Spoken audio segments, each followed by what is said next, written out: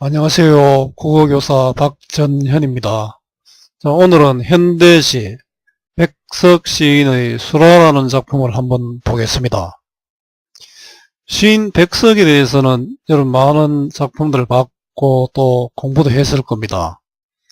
자, 백석은 사실은 그 당시에 많은 여성들로부터 사랑을 받았다고 합니다. 어떤 여류 시인은 백석을 사랑해서 평생 결혼을 안 하고 혼자 살았다는 그런 이야기도 있고요. 백석의 연인이었던 한 여성은 여러분 법정 스님 아십니까?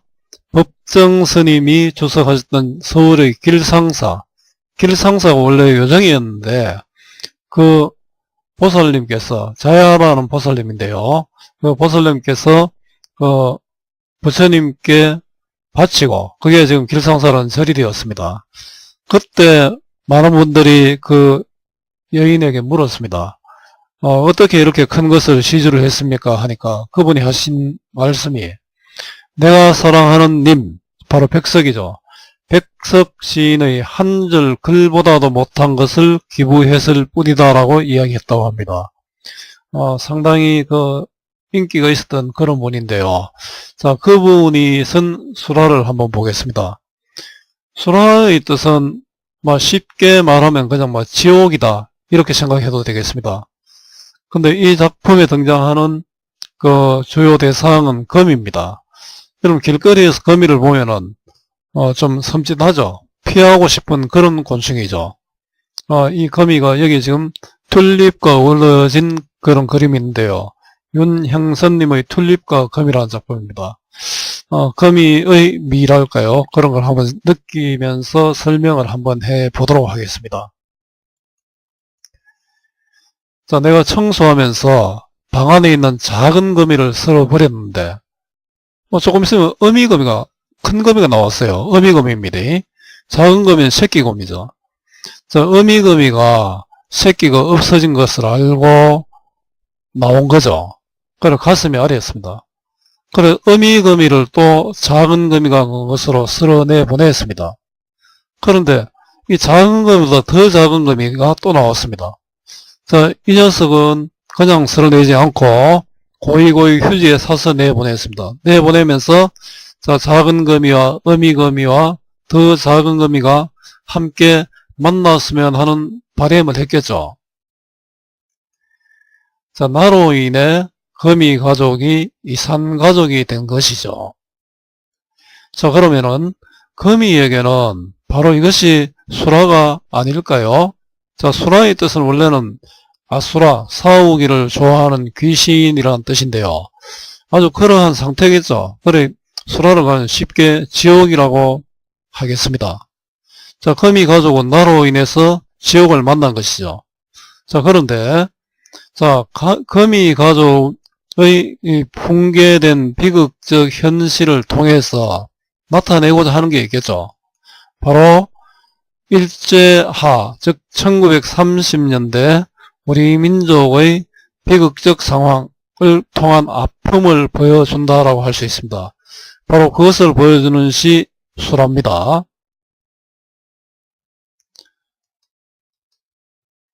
자, 작품 읽는 거 여러분들이 읽어보고요. 바로 해설을 한번 해보겠습니다. 거미 새끼 하나 방바닥에 날인 것을 나는 아무 생각 없이 문 밖으로 쓸어버린다. 자, 차디찬 밤이다. 자, 이거는 거미 새끼가 지금 내 방에 출연을 했죠. 방바닥에 나왔죠. 자, 거미가 나오니까 나는 이거 청소를 하는 의미에서 바로 문 밖으로 버린 겁니다. 자, 방바닥은 가족 공동체가 해체된 공간이죠. 뭐냐면 거미가 그 새끼 거미와 어미 거미, 더 작은 새끼 거미가 함께 살았던 곳이었습니까? 근데 이 거미 가족이 뿔뿔이 흩어진 그런 공간이 방바닥입니다. 자, 아무 생각 없이는 화자의 무심함이 드러납니다. 자, 지금은 아무 생각이 없었는데 뒤에 2, 3, 4, 5, 6으로 가면서 감정의 변화가 나타날 겁니다. 자, 문밖 밖의 의미를 한번 생각해 보죠. 문 밖은 얘기는 어떠냐면 문을 열면 차가운 그런 공간이 아니고요. 결국은 방바닥에 있던 거미 가족들이 문 밖에서 만나게 됩니다. 그래서 문 밖은 가족이 화합할 수 있는 공간이 됩니다. 자, 이 부분은 거미 새끼를 문 밖으로 쓸어버림. 자, 여기 나의 감정은, 정서는 무심함입니다. 어니젠가 새끼 거미 쓸려 나간 곳에 큰 거미가 왔다. 자, 어니젠가는 언젠가, 아마 이 함경도 지방의 사투리 같습니다. 자, 큰 거미가 출현했는데요. 이 큰 거미는 새끼 거미가 없으니까 새끼 거미를 찾으러 온 것이죠. 그래서 어미의 모성이 드러난다라고 할 수 있습니다. 나는 가슴이 짜릿하다. 자, 1회에서는 무심했잖아요. 지금 가슴이 짜릿했죠. 화도의 감정은 죄책감으로 쓰리고 아프다라는 그런 뜻입니다.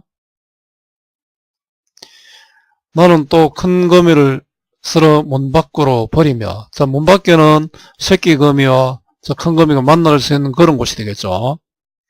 바로 새끼 거미가 있는 곳입니다. 자, 요거는 나의 배려라고 할 수 있습니다. 찬 밖이라도 새끼 있는 대로 가라고 하며 서러워한다. 자, 1, 2, 3 서러움은, 이 감정은 서러움과 연민, 우리 불쌍하다는 생각이죠. 이 드러납니다. 자, 이 부분은 큰 거미를 문 밖으로 쓸어버림. 자, 서러움과 연민의 정서가 드러납니다. 이렇게 해서 아린 가슴이 삭기도 전이다. 아리는 쓰라린이죠. 쓰라린 가슴이 가라앉기도 전이다.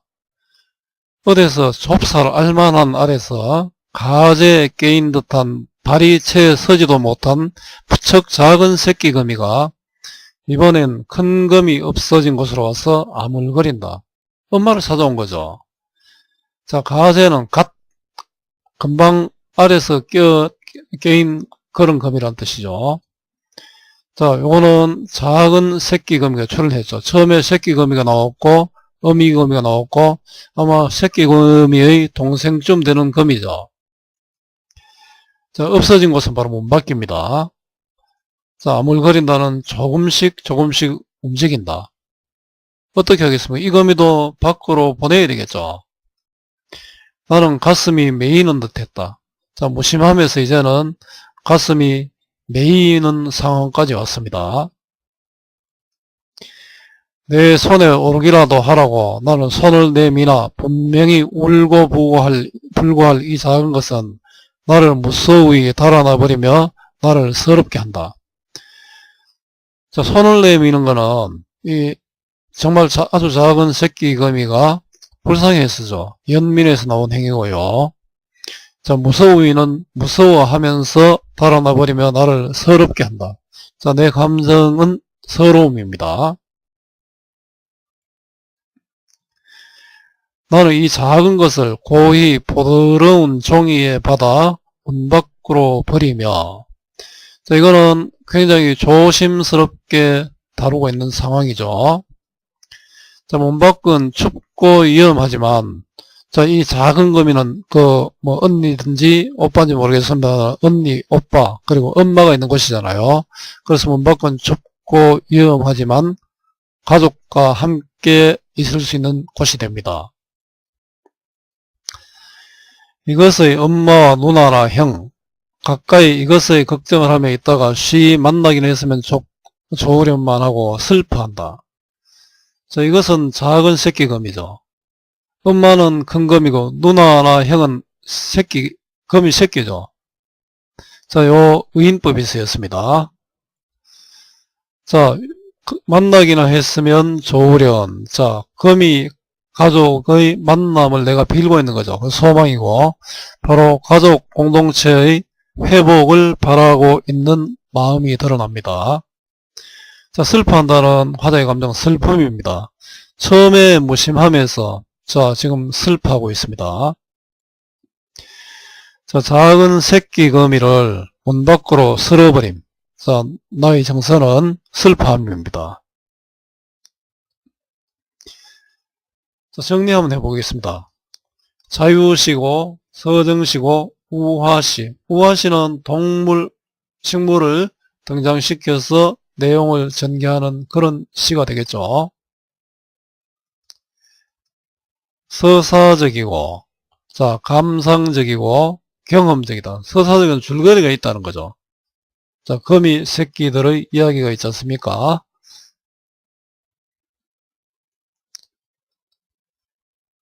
자, 대상을 의인화하여, 거미를 의인화했죠. 화자의 안타까움을 점층적으로 드러낸다. 처음에 무심하면서 아주 강하게 점점 올라가는 그런 느낌이 들었지요. 자, 구조의 반복과 변형으로 운율감 및 정서를 표출하고 있다. 우리 반복과 변형은 약간 바꾼다는 뜻이죠. 자, 이거는 운율 형성의 기본입니다. 동일한 사건. 자, 거미를 버리는 것을 반복하잖아요. 자, 이게 근데 처음에는 새끼거미에서 어미거미, 아주 어린 새끼거미로 이렇게 바뀌고 있습니다. 시간의 흐름에 따라 거미와 심리적 일체감을 가진다. 처음에는 무심했는데, 늦게는 아주 걱정, 가슴이 아프고, 내하고 마음이 하나가 되죠. 그래서 심리적 일체감을 가지게 됩니다. 내면 심리의 변화는, 자, 무심함에서 서러움, 슬픔으로 이어집니다. 자, 주제는 가족 공동체의 붕괴로 인한 아픔과 그 회복의 소망입니다. 또 해체된 가족 공동체의 비극과 그 가족에 대한 그리움을 이야기하고 있습니다.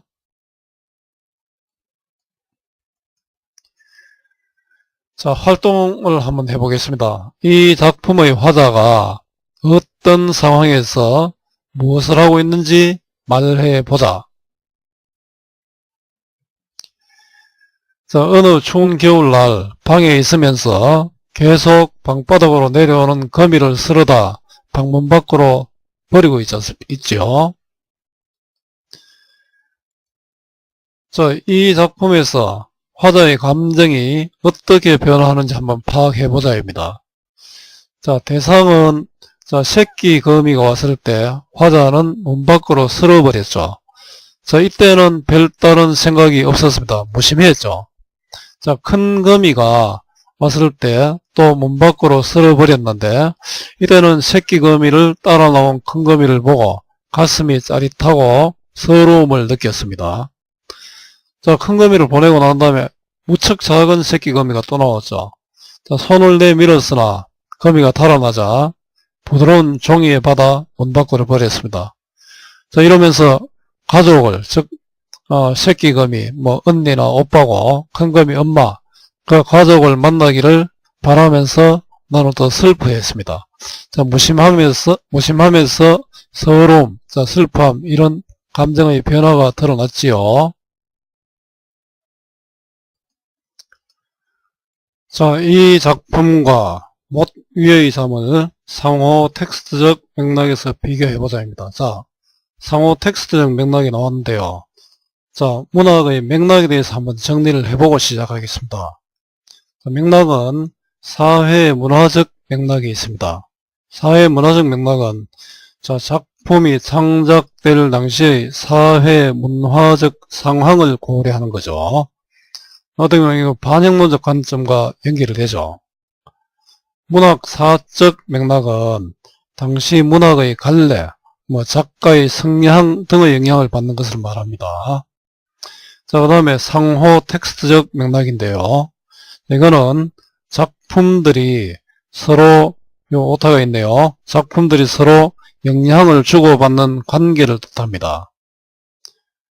자, 이제 모디의 잠과 비교를 해보기 위해서, 자, 모디의 잠을 바로 연결해서 설명을 한번 해보도록 하겠습니다.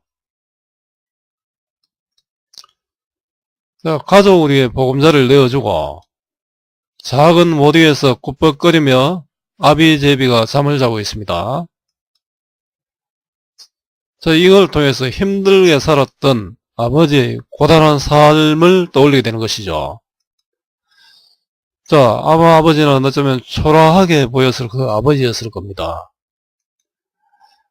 그러나 그 아비제비를 통해서 아버지에 대한 연민을 느끼게 된다는 것이겠죠.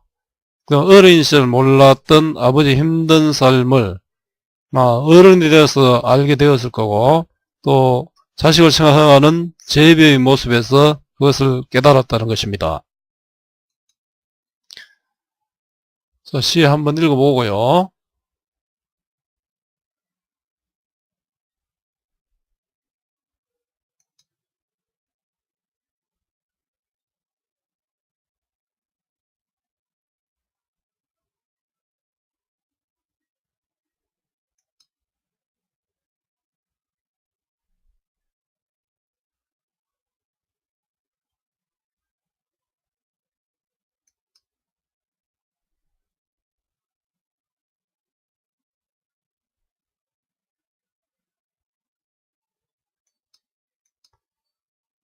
자, 이제 시를 한번 만나보겠습니다.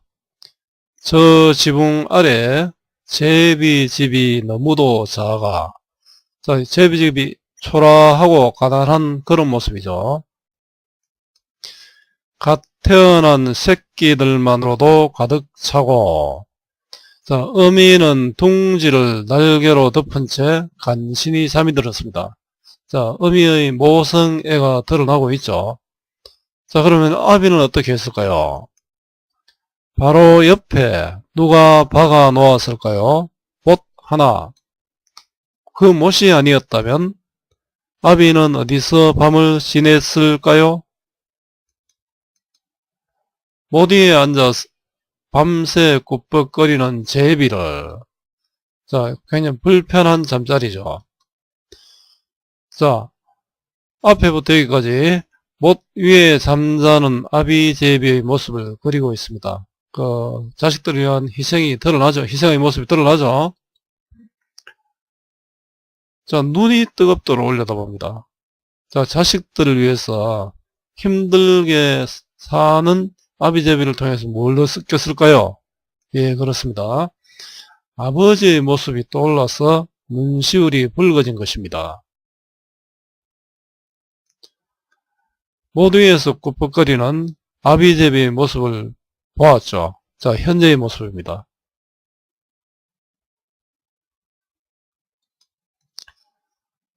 종암동 버스 정류장 흙바람 불어오고, 자, 종암동 버스 정류장은 구체적 지명이죠. 현실감을 불러일으킵니다.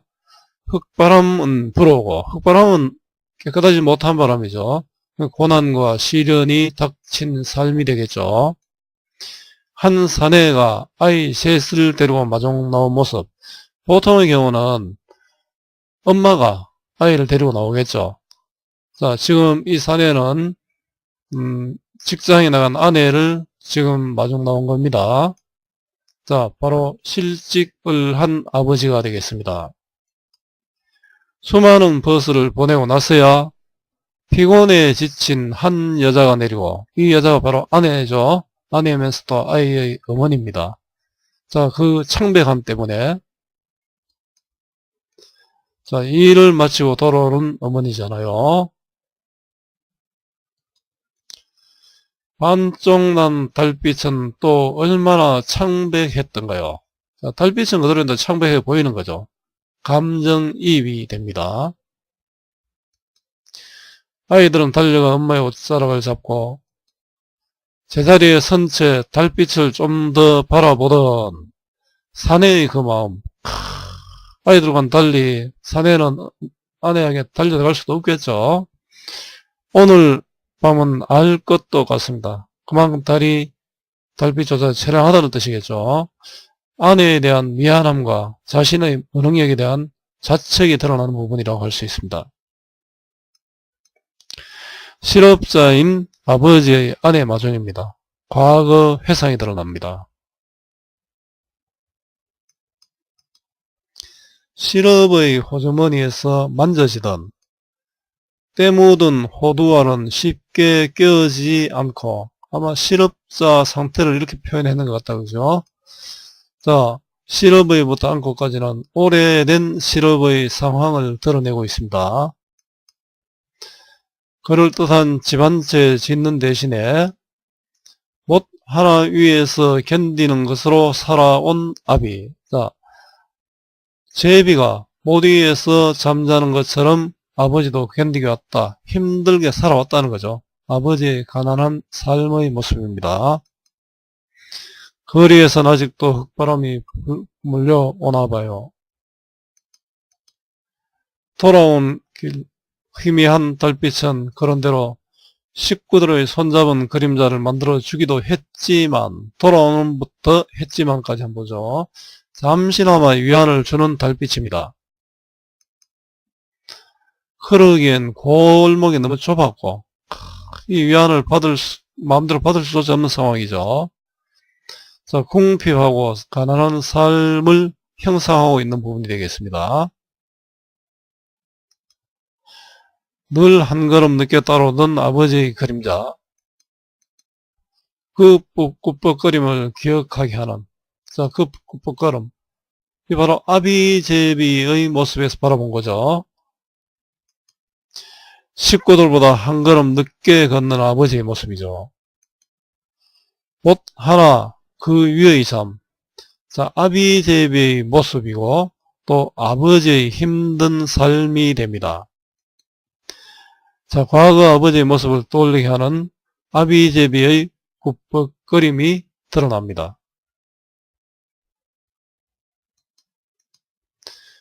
자, 제비를 통해서 아버지를 생각한 시, 자, 정리를 한번 해보겠습니다. 갈래는 자유시고 서정시, 자유시에는 정형시가 대립되고요. 서정시에는 서사시가 대립되고요. 운문시는 산문시가 대립되죠. 자, 성격은 줄거리가 있죠. 또 외상적이고 또 회상적입니다. 자, 특징은 아비제비와 아버지의 고단한 삶의 모습을 병렬적으로 제시해서 보여주고 있습니다. 현재, 과거, 회상, 현재로 장면을 구성하고 있고요. 시어를 통해 화자의 정서를 객관적으로 표현하고 있습니다.